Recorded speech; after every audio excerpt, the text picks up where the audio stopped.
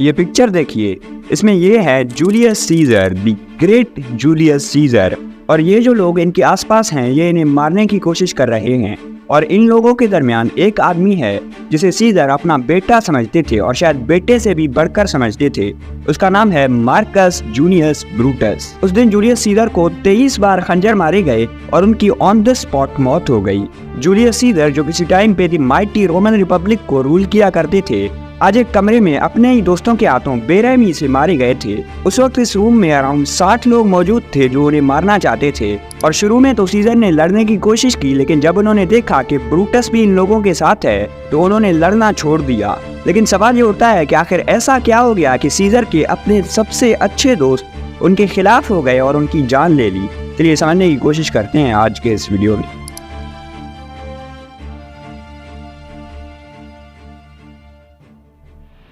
तारीख गवाह है कि जो लोग रूलर्स बनते हैं वो किसी न किसी बादशाह के बेटे होते हैं, लेकिन हमारे पास कुछ एक्सेप्शंस हैं, जैसे नेपोलियन बोनापार्ट और जूलियस सीजर। जूलियस सीजर जुलाई 100 BC को एक नोबल खानदान में पैदा हुए, लेकिन उनका खानदान इतना अमीर या ताकतवर नहीं था। लेकिन सीजर में बहुत सारा एम्बिशन और टैलेंट था। उन्होंने अपनी जिंदगी की शुरुआत एक पॉलिटिशियन के तौर पर की थी और फिर आर्मी ज्वाइन की और बहुत जल्दी वो रोम के सबसे कामयाब जनरल बन गए। और उनकी सबसे बड़ी जीत थी गैलिक वॉर्स में, जहां उन्होंने फ्रांस के बहुत बड़े बड़े हिस्सों पर कब्जा किया। लोग उन्हें एक हीरो समझने लगे और उनकी आर्मी उन पर जान देती थी। उन्हें कोई फर्क नहीं पड़ता था कि रोम का सेनेट उन्हें क्या हुक्म देता है, उन्हें सिर्फ इस चीज से फर्क पड़ता था कि सीजर उन्हें क्या कहते हैं। मगर रोम के अंदर उनकी बढ़ती हुई ताकत को देखकर बहुत सारे लोग डरने लगे थे। रोमन सेनेट ने उन्हें रोकने की बहुत कोशिश की, लेकिन सीजर के अंदर एरोगेंस आ चुकी थी और हम सब जानते हैं कि एक एरोगेंट आदमी क्या कुछ कर सकता है। सीजर ने रूबिकन रिवर को क्रॉस किया और ये रोम के खिलाफ सरेआम जंग का ऐलान था, क्योंकि जब कोई वॉर खत्म हो जाती है तो रोमन जनरल्स को निकाल दिया जाता है और वो जाकर किसी शहर में एक नॉर्मल जिंदगी गुजारते हैं। लेकिन सीजर का ऐसा कुछ भी करने का कोई इंटेंशन नहीं था। सीजर ने रोम का कंट्रोल अपने हाथ में लिया और ऑफिशियली रोम के डिक्टेटर बने। लेकिन जैसा मैंने पहले बोला, रोम में सीजर के पावर को देखकर बहुत सारे लोग डर रहे थे और इसी डर के दौरान एक सिविल वॉर शुरू हो जाता है और अगले 5 साल तक पूरे एम्पायर में तबाही मचती है। लेकिन आखिर में सीजर जीत जाते हैं और 44 BC को वो खुद को डिक्टेटर फॉर लाइफ डिक्लेयर कर देते हैं। लेकिन यही ताकत आगे चल के उनकी जान लेने वाली थी। सबसे पहले सीजर के पावर में आने से पहले रोम एक रिपब्लिक था जिसमें एक सेनेट था, इलेक्शंस होते थे और एक के बजाय 2 लीडर्स होते थे नोन एज कॉन्सल्स, ताकि किसी भी एक आदमी को ज्यादा पावर ना मिल सके। इन 2 कॉन्सल्स के पास सिर्फ 1 साल का टाइम होता था और अगले साल दोबारा से इलेक्शंस करवाए जाते थे और नए लीडर्स को इलेक्ट किया जाता था। इसके अलावा एक आदमी सिर्फ एक ही बार कौंसल बन सकता था। मतलब आज के दिन एक आदमी 3 बार प्राइम मिनिस्टर बन सकता है, लेकिन वहाँ पर सिर्फ 1 टर्म का लिमिट था। इसके अलावा सेनेट के पास भी बहुत सारे पावर्स होते थे, जैसे सेनेट के पास रोम की फॉरेन पॉलिसी, पैसे का कंट्रोल और नए लॉज को सजेस्ट करने का हक होता था। हालांकि ऑफिशियली वो सिर्फ एक एडवाइजरी बॉडी था, लेकिन सेनेट के बात को फाइनल माना जाता था, स्पेशली जब वो पावरफुल और एक्सपीरियंस रखने वाले लोगों से भरा होता था। लेकिन जैसा मैंने पहले बोला, रोम एक रिपब्लिक था और इसमें अवाम को भी बहुत सारा हक दिया जाता था। जैसे रोम में असेंबलीज भी होती थी जहाँ रोम के सिटीजन्स वोट करते थे लॉज को पास करने के लिए, ऑफिशियल्स को चूज करने के लिए, और अगर जरूरत पड़े तो वॉर या पीस का फैसला करने का भी हक अवाम को होता था। और अवाम को रिप्रेजेंट करने के लिए एक और पोस्ट होती थी, ट्रिब्यून ऑफ लेब्स। ये रोम के आम लोगों को रिप्रेजेंट करता था और इसके पास वीटो पावर भी था। मतलब अगर सेनेट या कोई ऑफिशियल कोई ऐसी पॉलिसी पास करता है जो अवाम के खिलाफ है तो ये ट्रिब्यून उसे रोक सकता था। लेकिन ये सिस्टम सिर्फ तब तक चला जब तक सारे लोग रूलर्स का एहतराम करते थे। जैसे ही सीजर ने अपनी आर्मी का इस्तेमाल करके पावर लेना शुरू किया, रोमन रिपब्लिक का जो सिस्टम था वो टूटने लगा।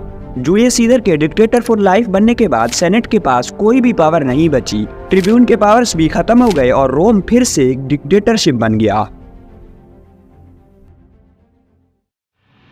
और जब आप किसी से उनके पावर्स छीन लो तो वो गुस्सा तो होंगे, और इसी गुस्से में रोमन सेनेट के लोगों ने मिलकर सीजर को असैसिनेट करने का प्लान बनाया और उन लोगों को लगता था कि वो सीजर को मारने से रोमन रिपब्लिक को बचाएंगे। और इस प्लान में बहुत सी चीजें थी जो सेनेटर्स के फेवर में थी, जैसे सीजर के कोई भी पर्सनल बॉडीगार्ड्स नहीं थे। बॉडीगार्ड्स थे, लेकिन उनमें से ज्यादातर को सीजर ने सस्पेंड कर दिया था और उनके पास कुछ ही बॉडीगार्ड्स मौजूद थे। लेकिन बात यह है कि वो सेनेट के अंदर नहीं आ सकते थे। रोमन सेनेट को एक सीक्रेट पॉलिटिकल प्लेस माना जाता था और वहां पर आर्म्ड बॉडीगार्ड्स को लाना सेनेट का इंसल्ट करने जैसा था। इसके अलावा 52 BC में रोमन सेनेट का जो ओरिजिनल बिल्डिंग था नोन एज क्यूरिया जूलिया, उसमें आग लग गई थी और अब उसमें रेनोवेशन का काम चल रहा था। तो अभी के लिए सेनेट के मीटिंग्स को थिएटर ऑफ पॉम्पी में किया जा रहा था, जहां पर सिक्योरिटी बहुत कम थी। और फिर दिन आता है 15 मार्च 44 BC का, as known as ides of March. Julius Caesar की वाइफ सुबह उन्हें कहती हैं कि वो सेनेट में ना जाएं, क्योंकि उन्होंने एक ख्वाब देखा था जिसमें सीजर को असैसिनेट किया जाएगा। और सीजर मान भी गए थे, वो मीटिंग में नहीं जाना चाहते थे। लेकिन फिर उनके पास ब्रूटस आता है और जैसे तैसे करके उन्हें ये मीटिंग अटेंड करने के लिए मना लेता है। जैसा मैंने पहले बोला, जूलियस सीजर ब्रूटस को अपना बेटा समझते थे और उस पर बहुत ज्यादा ट्रस्ट करते थे। रोमन सेनेटर्स और दूसरे नोबल लोग जो होते थे वो ऐसे कपड़े पहनते थे जिसे टोगा कहा जाता है। और जैसा मैंने पहले बोला, रोमन सेनेट में वेपन्स को लाना अलाउ नहीं होता था, लेकिन इन टोगास के नीचे वेपन्स को आसानी से छुपाया जा सकता था, स्पेशली छोटे वेपन्स को जैसे छुरियां वगैरह। और इसीलिए रोमन सेनेट के लोगों ने फैसला किया कि वो छुरियां छुपाकर सेनेट के अंदर आएंगे और सीजर को असैसिनेट करेंगे। और जब जूलियस सीजर सेनेट में पहुंचे तो वो अकेले थे और उनके साथ कोई भी नहीं था, ना कोई बॉडीगार्ड था और ना कोई और था। उस रूम में फुल सेनेट मौजूद था, जिसमें अराउंड 300 से 600 लोग थे और उनमें से अराउंड 60 लोग इस असैसिनेशन में शामिल थे। सीजर के आने के बाद मीटिंग शुरू होता है और एक आदमी नेम टिलियस किम्बर सीजर के पास एक पेपर लेकर आता है और अपने एग्जाइल्ड भाई को वापस बुलाने की रिक्वेस्ट करता है, लेकिन सीजर उसे मना कर देती हैं। और उसके बाद किम्बर जूलियस सीजर का टोगा पकड़कर उसे नीचे खींचने लगता है, ये सिग्नल करते हुए कि अब हमला करो। और जैसे ही किम्बर ने सीजर का टोगा नीचे खींचा, सारे के सारे लोगों ने अपनी छुरियां निकाली और सबसे पहले जूलियस सीजर के गर्दन के पास हमला किया गया।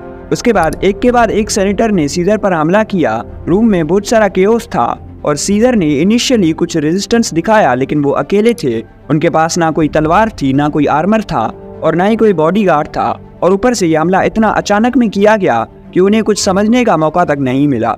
लोग कहते हैं कि सीजर को 23 बार छुरा मारा गया, लेकिन उस वक्त सबसे ज्यादा इमोशनल मोमेंट आया जब मार्कस जूनियस ब्रूटस, सीजर का ट्रस्टेड दोस्त जिसे वो अपना बेटा समझता था, उसने सीजर पर हमला किया। और ये देखकर सीजर ने अपने लास्ट वर्ड्स बोले, यू टू ब्रूटस, मतलब तुम भी ब्रूटस। वो ब्रूटस को देखकर इतना शौक में थे कि वो काइंड ऑफ पैरालाइज हो गए थे और उसके बाद उन्होंने लड़ना छोड़ दिया और उन्हें बेरहमी से मारा गया। और इस तरह रोम का सबसे पावरफुल आदमी, जिसने इतनी फौजों को जीता, जो दुनिया को रूल करने जा रहा था, वो अपनों के हाथों ही मारा गया। लेकिन एक फन फैक्ट, जिन लोगों ने सीजर को मारा था उन्हें लगता था कि इसके बाद रोम फिर से एक रिपब्लिक बन जाएगा और हैप्पीली आगे चलेगा। और लोगों को लगता था कि जब वो सीजर की बॉडी को बाहर ले जाएंगे तो सारे के सारे लोग उन्हें चीयर करेंगे और एक हीरो की तरह देखेंगे। लेकिन ऐसा कुछ भी नहीं होता। जिन लोगों ने सीजर को मारा था वो अगले कुछ ही दिनों में रोम को छोड़कर भाग जाते हैं, क्योंकि जिस टाइम पर सीजर को मारा गया उस टाइम पूरा का पूरा रोम सीजर को सपोर्ट करता था। और इसके बाद रोम फिर से कभी भी रिपब्लिक नहीं बन पाया। इसके बाद अगस्टस सीजर और उनके जैसे बहुत सारे एम्परर्स आए और रोम को फिर से एक डिक्टेटरशिप या मोनार्की बना दिया गया। अगर आपको कोई कंफ्यूजन है तो आप मुझे कमेंट्स में बता सकते हैं। Thank you.